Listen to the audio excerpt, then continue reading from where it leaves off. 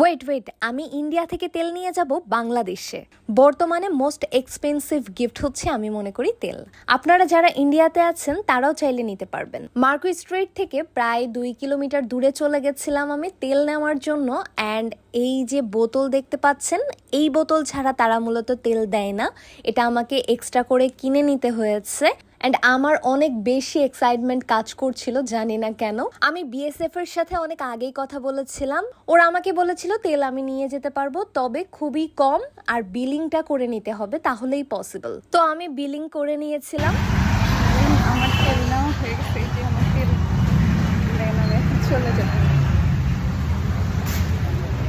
তারপরে আমি চলে আসছি নিউ মার্কেটে। এখান থেকে তেলের বুকে বানানো কিছু ম্যাটেরিয়ালস নিব। বর্ডারে অনেক সময় কাঁচা ফুল অ্যালাউ করে না, এটার জন্য আমি এখান থেকে কাঁচা ফুল নিব না, আমি এখান থেকে ড্রাই কিছু ফ্লাওয়ার নিব।